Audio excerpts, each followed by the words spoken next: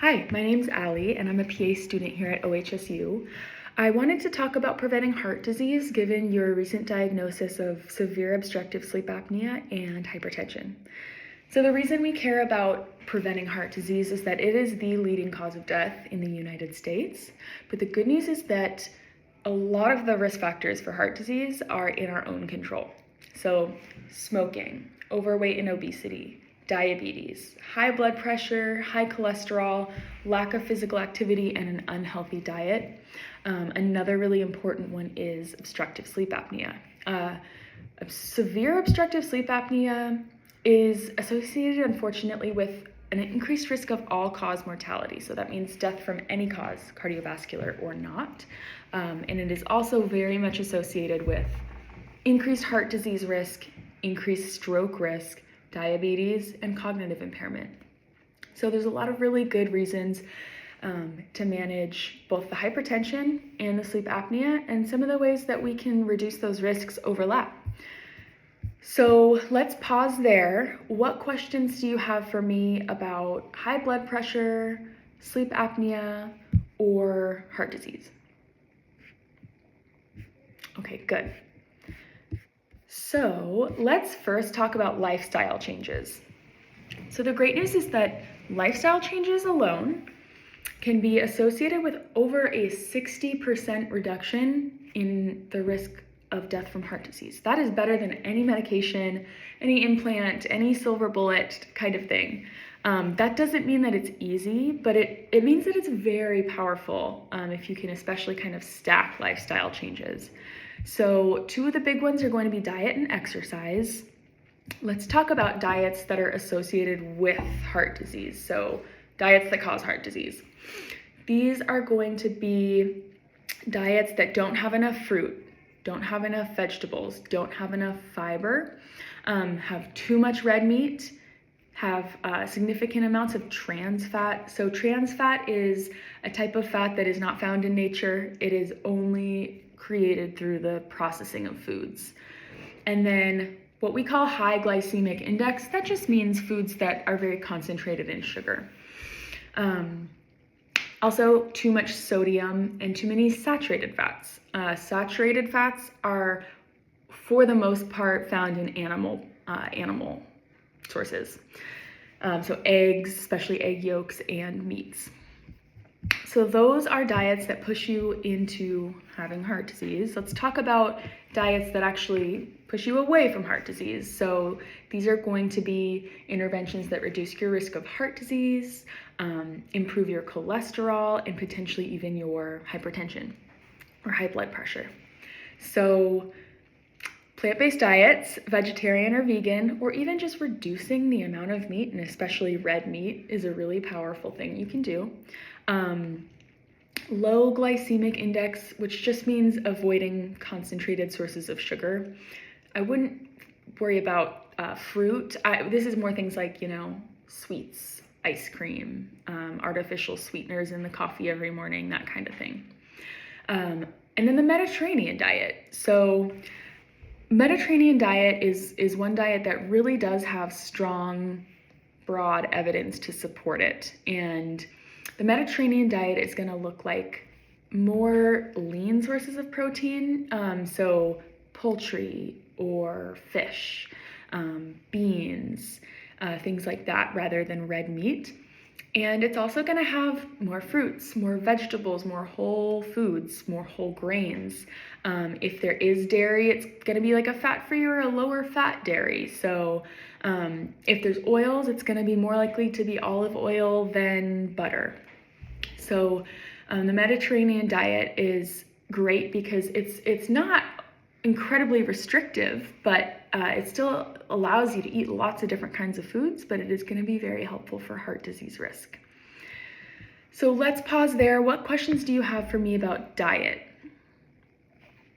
Okay, let's talk about exercise. So based on the evidence, what we know is that to achieve the kind of reduction in risk of heart disease and death from heart disease that we talked about before, we want to aim for at least 150 minutes of moderate intensity aerobic activity a week, or 75 minutes of vigorous intensity aerobic activity per week. On top of that, strength training at least twice a week. So what is aerobic activity? That's going to be the type of exercise that gets your heart rate up and has you breathing hard, and you sustain that effort rather than starting, stopping typically. So some good low impact options would be brisk walking, swimming, bicycle. Running is great activity, but it can be really hard on people's knees, joints, especially if you're already carrying around extra weight. So it's often a good idea to involve at least some low impact activity in there. And this doesn't have to look like going to the gym and getting on a treadmill. You know, if you started your day with a brisk 20-minute walk every single day, that's already 140 minutes. You can also play sports with your friends or shoot a basketball around with your kid. It doesn't have to be, it should be something you enjoy. It's gonna be helpful as far as sticking with the habit if you can find something that you do enjoy. And then strength training activities, this could be lifting weights in the gym, but it could also be body weight activities like push-ups or pull-ups or resistance-based training like using bands.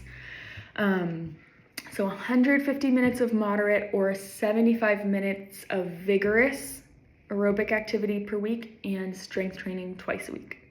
Let's pause there. What questions do you have for me? Okay, good. So let's talk about medications. Medications are a really powerful tool, specifically for reducing your hypertension, as well as the high cholesterol. So cholesterol is a little more straightforward. We have a class of medications called statins, and based on your personalized risk, we essentially have a risk calculator where we can personalize and kind of understand your risk of heart disease in the next 10 years, and your risk is considered intermediate. So given that there's multiple factors going on, there's the sleep apnea, there's the prediabetes, there's the high cholesterol, there's the hypertension, your risk is intermediate, and I do think with multiple kind of risk factors involved, a statin would be a good idea. So a statin, you would essentially, it is a medication that you would take every day, pretty much continuing on. And the other medications that I wanted to talk about are gonna be your blood pressure medications. So the way we approach blood pressure medications is a little different. It's not just one class of meds, it's sort of 4 different families of medications. So we start with one, and we add other agents or increase the dose of the agents. And so it's very normal to kind of stack medicines for blood pressure. So you've already tried losartan, and I know we talked about how you would prefer to avoid the possibility of other side effects from the other medicines, like that ankle swelling that we talked about, or the increased number of trips to the bathroom with the thiazide medicines. So rather than adding medications at this point, since you've only tried the one medicine, the losartan, I think it's reasonable to switch away from the losartan to a different medicine from that same class. So I'd like to switch you to amlodipine, and we'll give that a little time. We will have you keep doing your blood pressure readings at home. We'll have you try some of these lifestyle interventions, and we'll manage your sleep apnea, and we'll see where that gets us. If your blood pressure is still too high after all of that, we should definitely talk about adding another medicine, but there's a lot that we can try before needing to. So that leads us essentially to sleep apnea. Now, severe sleep apnea is definitely something we want to treat, and we've placed an urgent referral to sleep medicine to have a consultation about all the different options.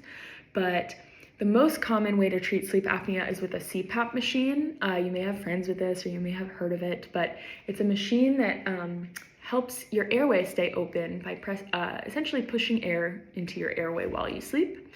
There's also oral devices that a dentist can fit you with.